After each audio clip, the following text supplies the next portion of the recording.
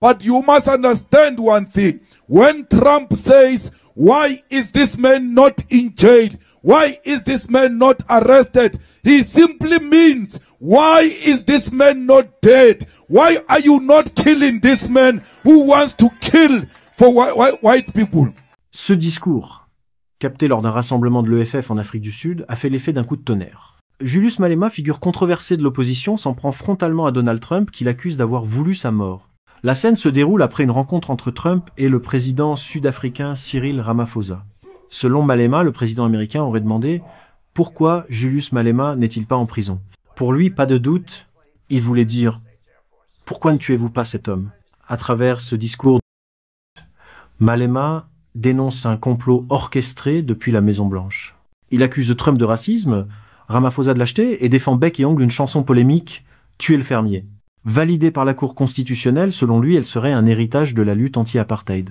Je ne cesserai jamais de chanter une chanson que Winnie Mandela a chantée, mais derrière les mots, ce discours révèle une tension plus large, celle d'un pays divisé par la terre, l'histoire et le pouvoir. Voici la traduction intégrale de ce discours. Sans filtre.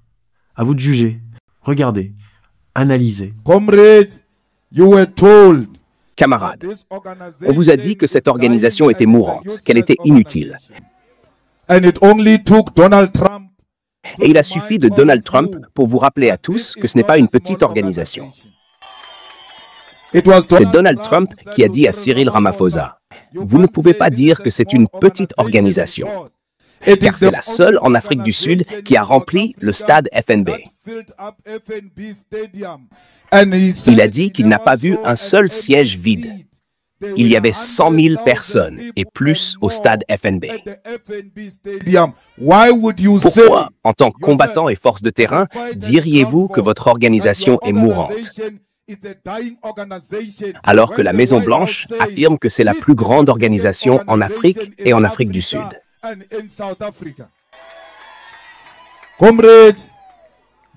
Camarades, ils sont allés à la Maison-Blanche pour se plaindre de vous. Parce que vous voulez vos terres, vos emplois, que les banques et les mines soient rendus à leurs propriétaires légitimes.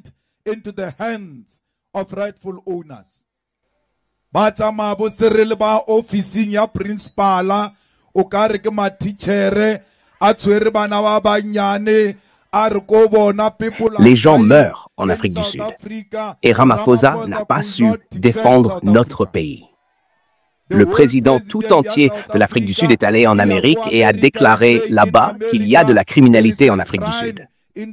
Oui, nous le savons, mais pourquoi le dire en Amérique? Parce qu'en disant cela, les touristes ne viendront plus en Afrique du Sud. Ramaphosa a tué le tourisme sud-africain en déclarant la criminalité à la Maison-Blanche. Camarades, peu importe qui nous sommes, lorsque nous sortons de l'Afrique du Sud, surtout face à l'impérialisme, nous devons serrer les rangs. Rupert va parler de son DA, Democratic Alliance, à la Maison-Blanche pour impressionner ses maîtres.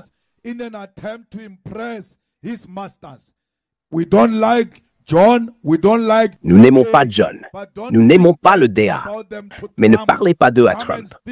Venez en parler ici, chez nous, dans notre pays, pour que nous en discutions ensemble.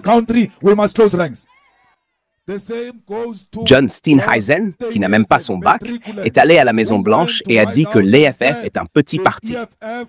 C'est pourquoi nous l'avons tenu à l'écart du gouvernement. Aujourd'hui, vous savez que le gouvernement d'unité nationale n'est pas là pour créer des emplois, construire des routes ou des maisons.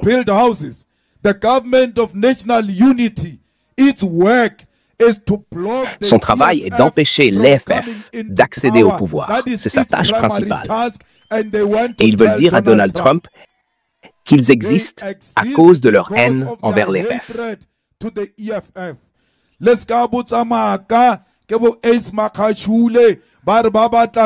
L'unité des Noirs, l'unité des Noirs. Pourquoi en tant qu'FF, qui existait avant qu'il ne forme son parti, Nous disons à Pretoria que nous voulons l'unité. Zuma, qui veut tuer l'EFF, ne s'unira jamais avec nous. Nous ne serons jamais amis avec les ennemis de l'EFF. Même si Trump dit la même chose sur nous deux, nous nous en moquons. Nous ne devons jamais être tentés de nous unir avec des agents qui veulent détruire l'EFF.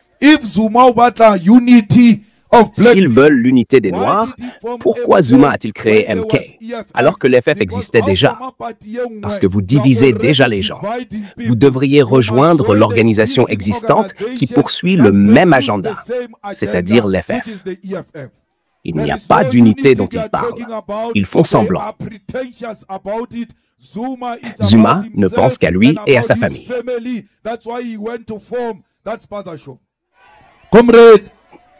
Camarades, certains sont tentés de faire de mauvaises choses, de nous égarer, disant qu'ils vont voler ou corrompre la prestation de service.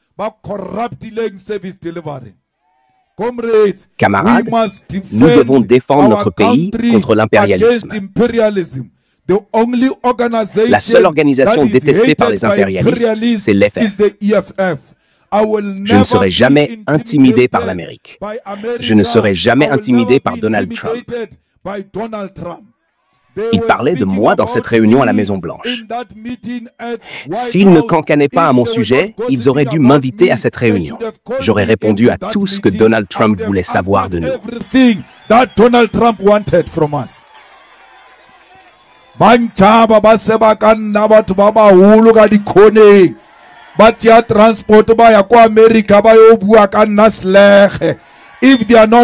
S'ils n'ont pas peur de moi, qu'ils m'invitent à cette réunion.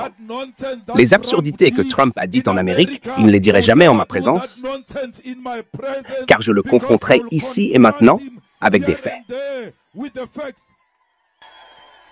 Ramaphosa n'a pas su présenter les faits face à Donald Trump.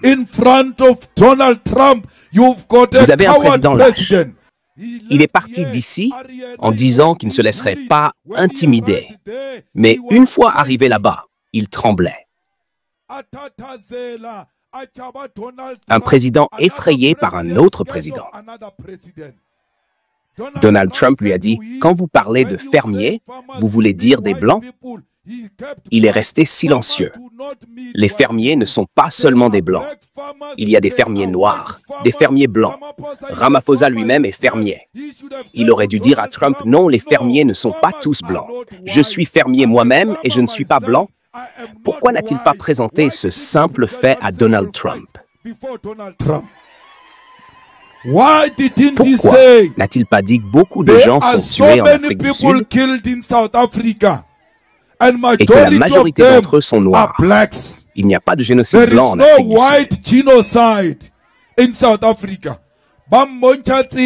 Ils lui ont montré des images avec des croix. Il a ouvert grand les yeux, choqué.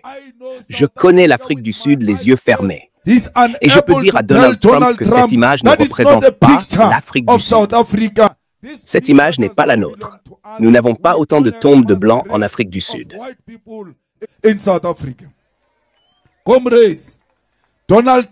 Camarade, Donald Trump lui dit, « Hé Ramaphosa, pourquoi n'arrêtes-tu pas ce Julius Malema?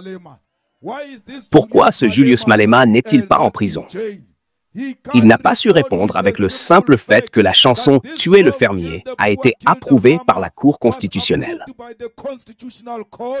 Nous sommes une démocratie constitutionnelle. Nous devons défendre les décisions de nos tribunaux.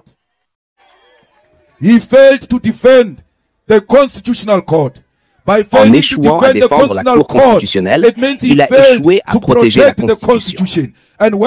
Et quand un président échoue à protéger la Constitution, il échoue dans son devoir principal de défendre la souveraineté de l'Afrique du Sud.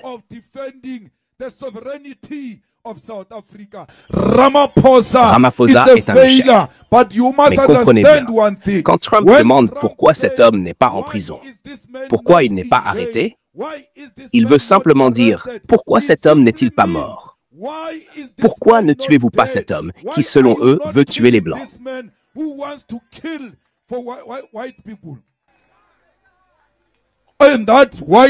Dans cette Maison-Blanche, mon sort était scellé. Ils ont voulu ma mort pour tenter de me faire taire. Ils ne pourront plus jamais me tuer, car là où je suis déjà mort. Parce que les Noirs sont morts. Les Noirs n'ont pas de dignité, les Noirs n'ont pas de droits humains, les Noirs ne peuvent pas déterminer leur propre destin. Ils attendent que le suprémaciste blanc leur dise quelle direction prendre. Quelle est cette vie que nous menons? Celle d'être des lâches. Je ne me tairai pas sous la menace de la violence. Je ne me tairai pas sous la menace de la mort. Quand vous dites ne l'emprisonnez pas, Ramaphosa aurait dû répondre. En Afrique du Sud, nous n'emprisonnons pas les gens comme ça. Nous avons des tribunaux, et les tribunaux ont dit qu'il n'y a rien de mal avec cette chanson. Ce n'est pas ma chanson, je ne l'ai pas composée. Je l'ai trouvée. Les héros de la lutte l'ont composée. Tout ce que je fais, c'est défendre l'héritage de notre lutte. C'est un patrimoine de notre lutte. Cette chanson a été chantée par Peter Mokaba en présence de Chris Hani, en présence de Winnie Mandela. Je ne cesserai jamais de chanter une chanson que Winnie Mandela a chantée avant de mourir. Ce serait trahir la lutte de notre peuple. Camarades, quand ils disent d'arrêter de chanter « Tuer le fermier », ils vont ensuite dire d'arrêter de réclamer les terres, car cela offense les Blancs. Ne parlez pas des terres.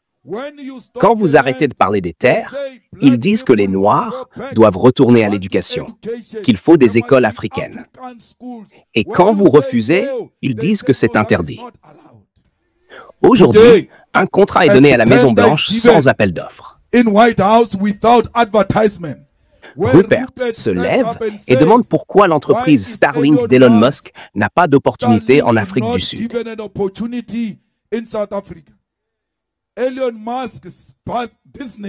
Les affaires d'Elon Musk ne viendront pas en Afrique du Sud si elles ne respectent pas les 30% d'exigence d'émancipation économique des Noirs.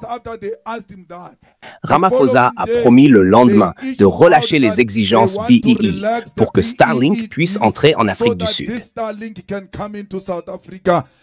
Il n'y a pas une telle loi en Afrique du Sud. Starlink ne viendra pas s'il ne respecte pas les règles.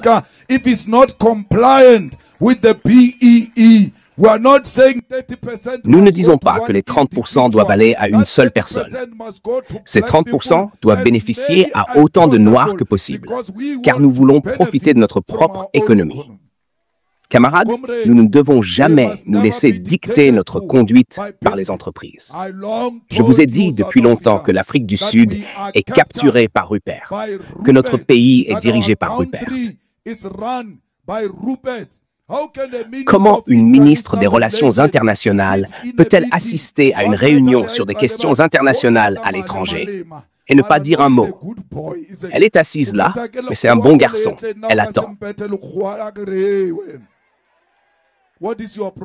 Quel est votre problème? La ministre des Relations internationales assiste à une réunion sur des questions internationales hors du pays et ne dit rien.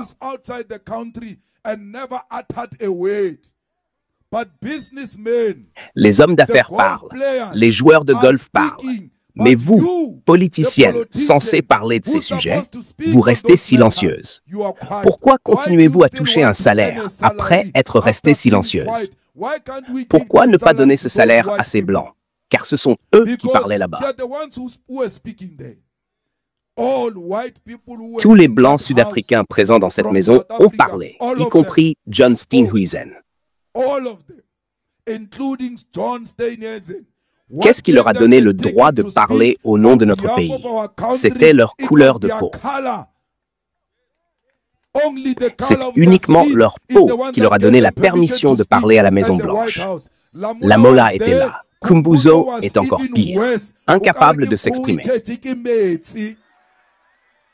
Alors pourquoi devrions-nous permettre cela? Le discours de Malma est une bombe. Ces accusations complotistes contre Trump et ses attaques contre Ramaphosa électrisent l'EFF, mais polarisent l'Afrique du Sud. En défendant « tuer le fermier », Il rallume les tensions raciales dans un pays où 8% de Blancs possèdent 75% des terres privées.